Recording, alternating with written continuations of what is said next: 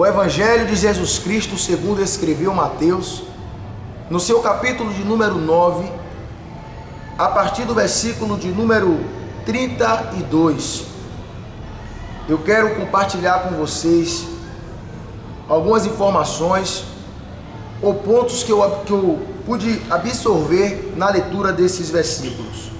Vamos estar lendo do versículo 32 até o versículo de número 38. Mateus, capítulo de número 9, versículo de número 32. E quando esses se retiravam, eis que lhe trouxeram um homem mudo e endemoniado. E expulso o demônio, falou mudo, e as multidões se admiraram, dizendo: nunca tal se viu em Israel. Versículo de número 34. Os fariseus, porém, diziam: é pelo príncipe dos demônios que ele expulsa os demônios. E percorria Jesus todas as cidades e aldeias, ensinando nas suas sinagogas, pregando o evangelho do reino e curando toda sorte de doenças e enfermidades.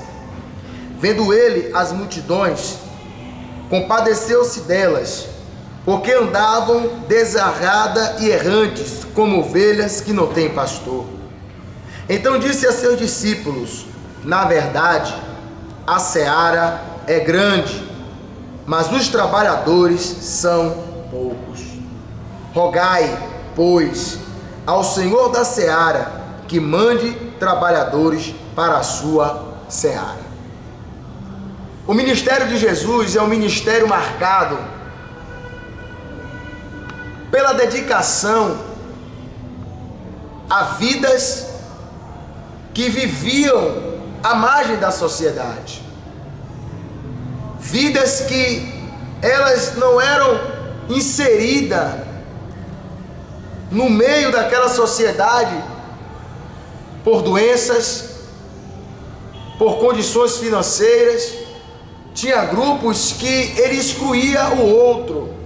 Hoje, no século 21, se fala em questão de posição social e se fala de uma sociedade capitalista. Parece até que o capitalismo é algo do século 21, mas desde a época de Jesus já existia divisão por uma questão financeira e divisão também por uma questão de doença, de qualquer enfermidade que um indivíduo possuía. E quando nós lemos o Evangelho de Jesus Cristo, segundo escreveu Mateus, no seu capítulo número 9, a partir do seu versículo número 32, a Bíblia diz que um homem, ele endemoniado, ele é levado até a pessoa de Jesus, e Jesus expulsa o demônio, e como consequência do resultado da presença de Deus na vida desse endemoniado, a Bíblia diz que o mudo passa a falar.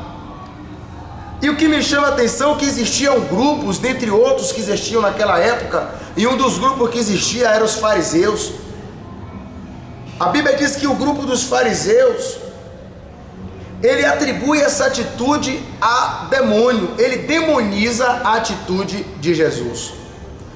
Ele diz que Jesus faz isso por uma questão demoníaca, como se Jesus estivesse praticando o mal, como se Jesus estivesse prejudicando alguém, mas a Bíblia fala que Jesus ele ajudou ao homem. E na nossa vida cristã não é diferente.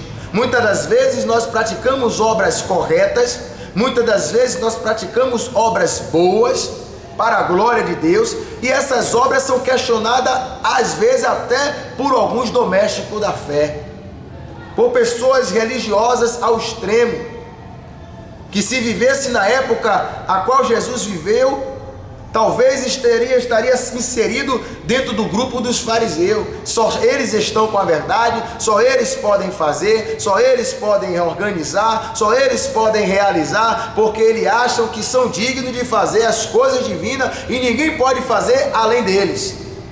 E os fariseus reagem assim. Essa atitude dos fariseus é uma atitude gerada por inveja do ministério que o próprio Deus colocara na mão de Jesus. E nós não devemos ter inveja de ninguém. Não devemos nos preocupar com o desenvolvimento espiritual de ninguém. Mas o que me chama a atenção não é só essa questão de Jesus resolver a situação deste homem e o questionamento dos fariseus, que era um grupo que existia na época de Jesus. Mas o que me chama a atenção é que no versículo 33 diz: e percorria Jesus todas as cidades e aldeias, ensinando nas suas sinagogas, pregando o evangelho do reino e curando toda sorte de doenças e enfermidades. O texto está dizendo que Jesus ele percorria cidades e percorria aldeias. O texto está nos ensinando que Jesus ele pregava em qualquer lugar. O texto está nos ensinando que Jesus não escolhia lugar para pregar. Jesus pregava em qualquer lugar, mas o objetivo de Jesus tem vida lá, tem pessoas lá, tem pai de famílias lá, tem filhos que precisam ser tratados, ser restaurados, ser avivados pelo evangelho do reino. Não é o evangelho de uma doutrina humana, não é o evangelho de um sistema religioso que está focado em lucrar, mas o evangelho do reino, porque o reino de Deus é bom para qualquer um. E o evangelho que Jesus pregava era o evangelho do reino, e a Bíblia diz que ele saía de cidade em cidade, de aldeia em aldeia, inclusive até na sinagoga Jesus pregava também. A sinagoga foi uma organização como um escape do cativeiro do povo hebreu, dos judeus. Então eles criaram a sinagoga, pequenos grupos para se reunir, para não deixar aquela espiritualidade do povo hebreu morrer. Então eles criaram a sinagoga, inclusive até na própria sinagoga a Bíblia diz que Jesus pregava. E aqui, quando eu leio isso, eu percebo uma tristeza, vem uma tristeza na verdade, no nosso coração e no seu coração também, como ministro do evangelho, que quer um evangelho genuíno, e um evangelho autêntico, não diluído, não fragmentado e nem tampouco adulterado. É porque infelizmente hoje vivemos em uma época que pregadores escolhem lugares para pregar, pessoas escolhem lugares para se envolver no trabalho, não querem fazer a obra de Deus em qualquer lugar. Mas Jesus, ele não escolhia lugar, ele ia de cidade em cidade, de aldeia em aldeia e até na sinagoga, porque o objetivo de Jesus era pregar o evangelho do reino. A Bíblia também revela que Jesus, ele olhava para a multidão e ele sentia compaixão, ele era movido de íntima compaixão, porque a motivação da pregação de Jesus era gerada por compaixão, o amor de Deus para com o outro. Qual é a sua motivação ao pregar, ao cantar, ao dançar, ao apresentar uma peça?